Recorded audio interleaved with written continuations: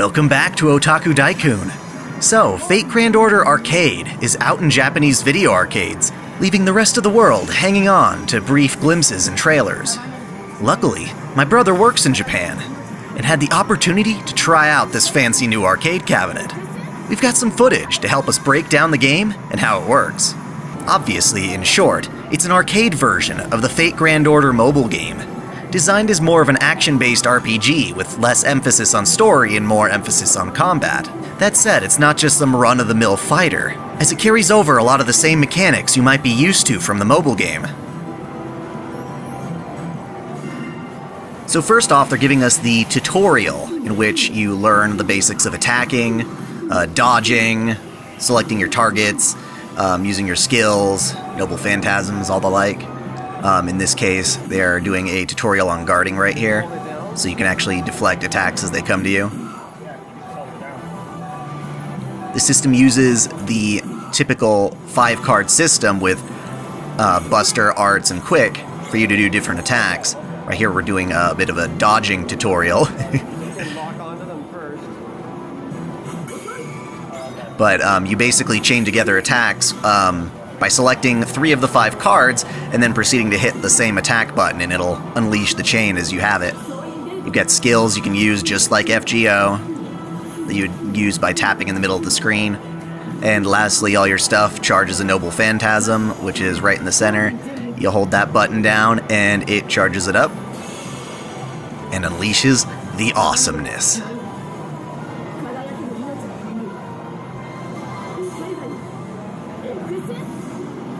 Boom! I love it. I love it.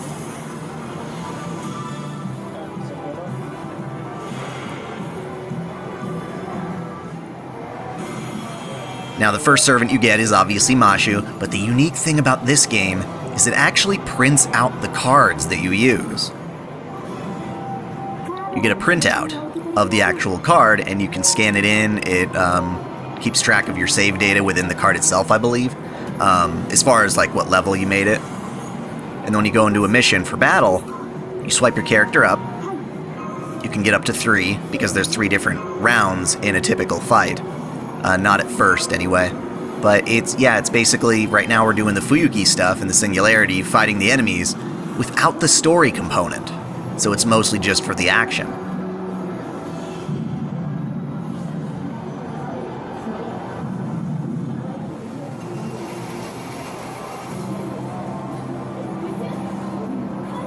You choose the missions right here like you would from standard FGO. Got lovely Mashu. The 3D graphics are phenomenal.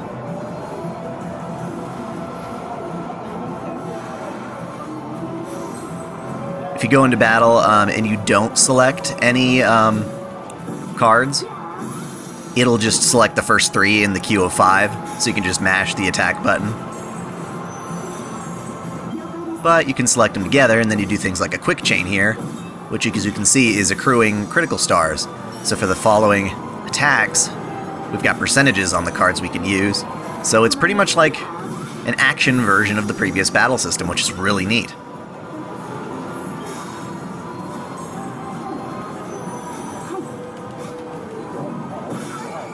Now the enemies come in waves.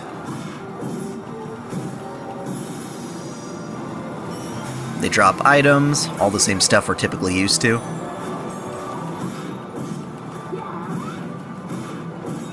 And you fight Shadow Servants. Notice they just activated Mashu's defense skill right at the start of the confrontation with this guy. He died like he was nothing. That'll finish.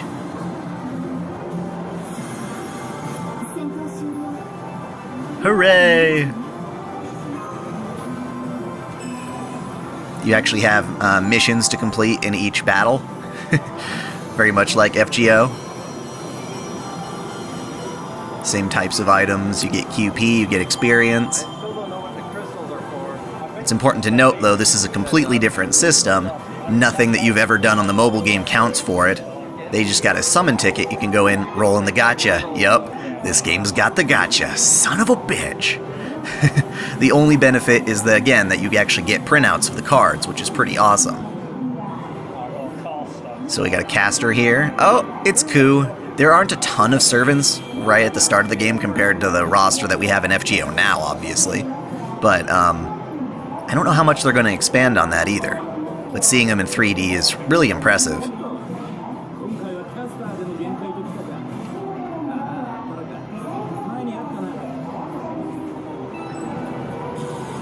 And now you can assemble 2 people into the battle. And then your next 2 should be support. But you already know about leveling up, so yeah. But they're gonna make you use the other servant too. Yeah. So here we are applying some EXP to level up Mashu. Pretty much the same process as you'd expect. And I believe this progress is saved onto the card itself. When you go into a fight, obviously there are multiple waves. Battle 1 out of 2 in this case. And when you finish one battle and it goes into the next one, you're actually forced to choose a different servant than the one you just used.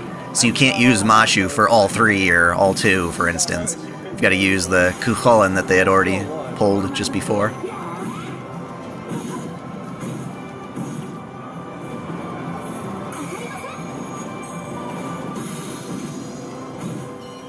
Those lines indicate the other targets that have shown up on the map.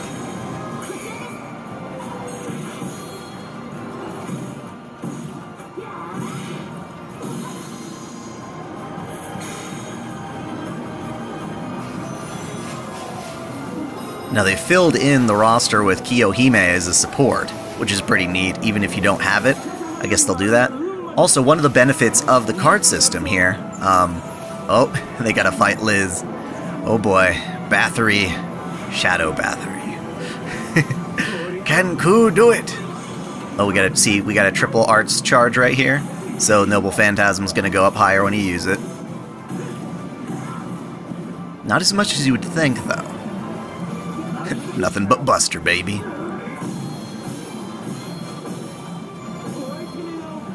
You have to be extra careful here because you can't just spam attack as you will. You have to make sure you're doing it when the enemy is vulnerable.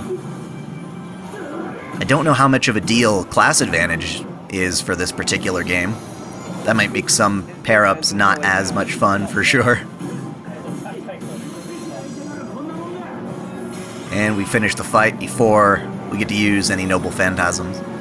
But the cool thing about the card system is that you can actually scan your cards in while other people are playing, so they can use your characters. It's almost like that's how they do the community support system. Nice. Nice. That's a good craft essence. They designed it really well. We get a physical one right there. That's freaking awesome.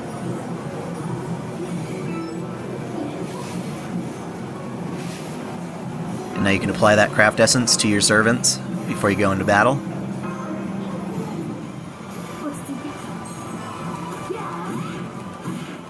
Mashu looks like she's so much fun to play as, just a whale on these guys with a massive shield.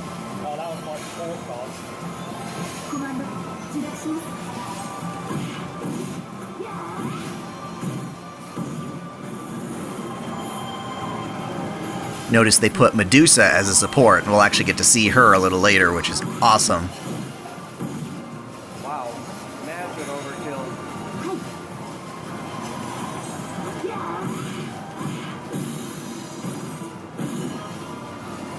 Again.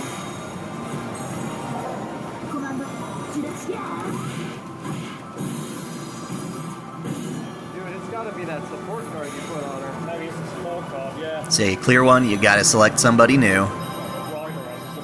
So they go with my boy Ku.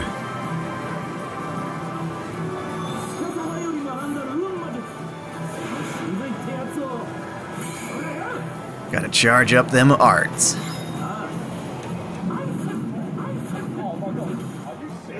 The pole was blocking. Whoa.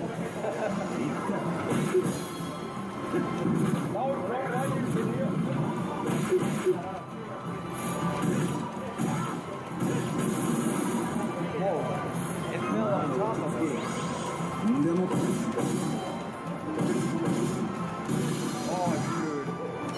Despite not doing triple arts combos, they're actually getting that Noble Phantasm up pretty fast.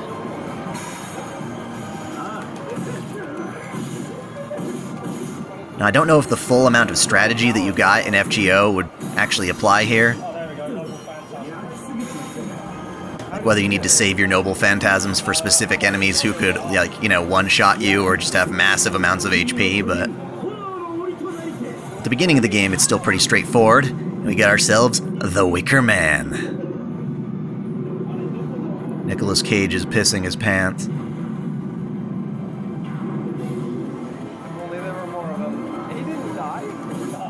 But it didn't even kill him, that piece of shit. Didn't even kill a damn skeleton. But now we got Medusa. Oh yeah.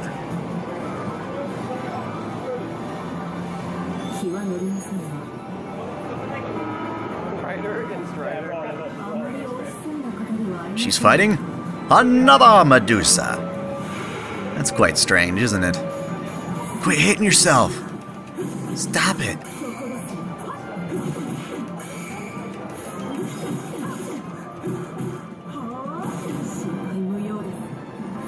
Now it's important here to look at Medusa's skill. In this case, you actually have to get them in the range of effect.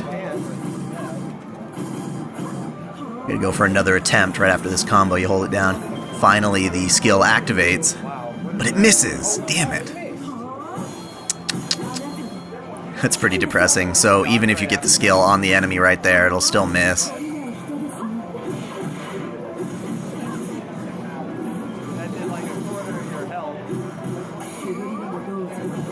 At this point, it's hard to see the game as anything more than a really, really impressive novelty of sorts to see just how far they're going to expand this.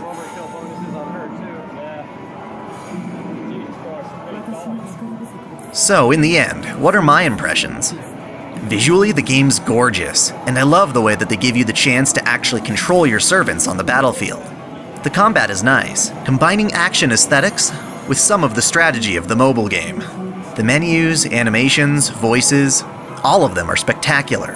However, it's basically another gacha game, with microtransactions on top of the initial pay-per-play arcade system. Plus, it doesn't have the long-term appeal of an epic storyline. Thus, it's more of a fun novelty, and not something which I'd personally get too invested in. Thanks to the gacha mechanics and printed cards, I don't see how this game would be compatible with a home console release. Which is a shame, since these are the best CG models we've ever gotten in a Fate video game. If you're in Japan, check it out, but honestly, the mobile game is still the main attraction. If you're like me and don't have any of the arcade cabinets nearby, I wouldn't feel like you're missing out on too much, honestly. When looking for some action-based Fate gameplay, you're better off investing in Fate Extella Link, which is coming to the West in the winter. Thank you for watching this video. If you enjoyed it, please like, comment, and subscribe to OtakuDaiKun for more anime lists, reviews, discussions, lore videos, live streams, and the Holy Waifu Wars. If you're interested in seeing this channel grow, please consider becoming a patron or donating in a super chat during any of my weekly live streams. Also, feel free to check the description for my social media profiles, including an ever-growing Discord full of fans of anime and the Fate series. Until next time, celebrate your fandom.